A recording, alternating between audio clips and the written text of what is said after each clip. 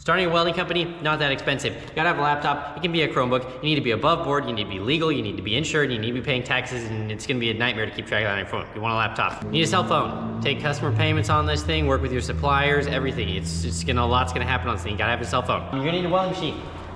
Any welding machine, seriously. You don't have to own it. You can rent it, you can borrow it, doesn't matter. You need a welding machine or access to it, preferably one with a 220 plug. Plug this thing into the wall, put some flux core in it, and really let it rip. It's great. If you don't have that, okay, it's fine. Nobody cares. You just need anything that melts the steel together. You can oxyacetylene weld, start a welding company. It doesn't matter, you don't need a gas bottle. Flux core is great. Nobody cares, just get out there. You just need anything. Obviously, welding hood. Name brand is good. It's a safety item, but get an adjustable one, and it doesn't have to be nice. You know, you don't need to go get a nice welding hood. It's not that critical. But get one with an adjustable shade, because if you need to rent a big machine, let her eat at 220 amps. You don't want to be, you know, blinded the whole time. Some kind of grinder. You need some kind of grinder. Please get a 5-inch if you're buying a new grinder. It's so much better. You get so much more life out of your abrasives. I'm obsessed with 5-inch grinders. I don't know what the deal is with 4.5-inch grinders. If you do, please enlighten me in the comment section, because I've been wondering for years why they're still #1 on the shelf, at least where I live. This model, DWE43113. I've had it for well over 2 years. It's been great the whole time. It's held up great. It's a great plug-in grinder. Put the Milwaukee handle on it, way more comfortable. Gotta have some gloves, gotta have a tape measure, gotta have a pen, gotta have a square, because you're not trying to build garbage, and you need some safety specs. Super important. I like shop shades, they work really good, but again, none of this matters. It doesn't really matter at all. Like, the pen's broken, nobody cares. But you have to have a bucket. If you don't have a bucket, you barely have a welding company. Like, look at this. Everything goes in there.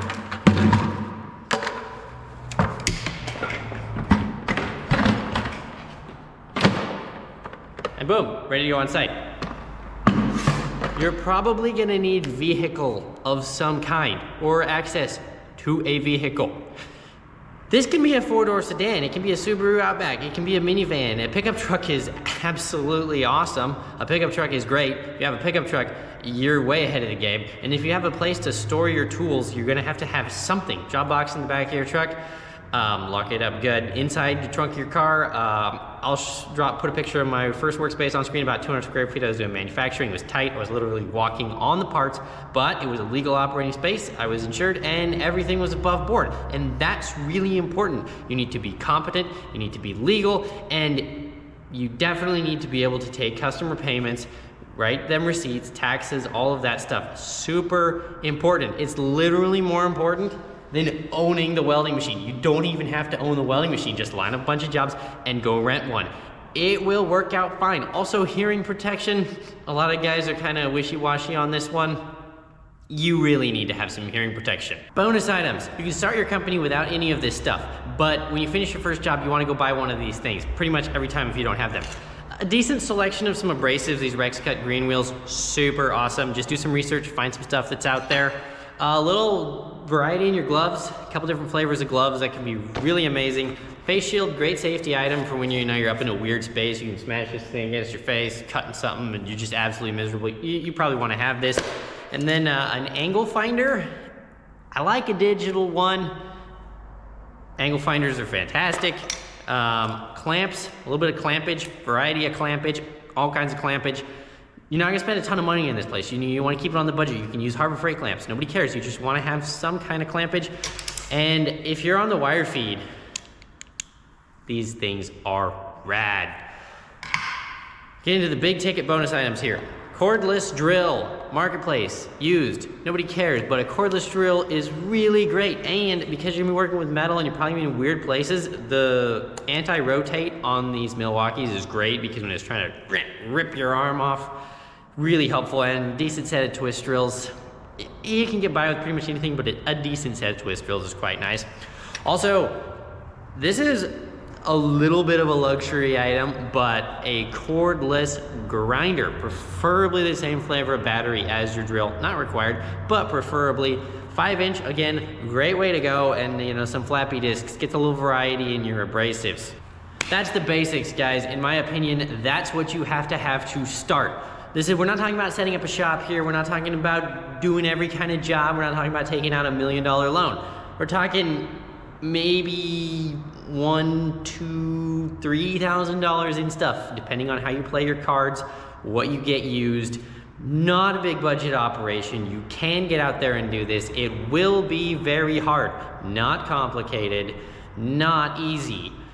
You're gonna need to talk to people, you're gonna need to get advice, you're gonna need to make friends, you're gonna have to ask people for their business, and you're gonna have to present yourself as a competent, put together individual and know when to say yes and really know when to say no on jobs, because there are some jobs that they can end your whole career before it even really gets started. They can just ruin you if you take on the wrong job. It's very important. I cannot overstate how important it is to be careful about the jobs that you select, because some jobs are way too much of a liability, and some jobs the customer just has absolutely no idea what they're talking about, and you have to be careful with those. Doesn't mean you can't do it.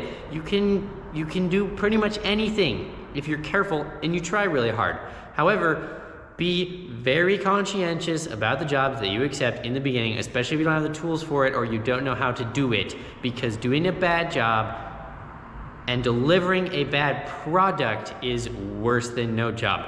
Seriously, way worse than no job.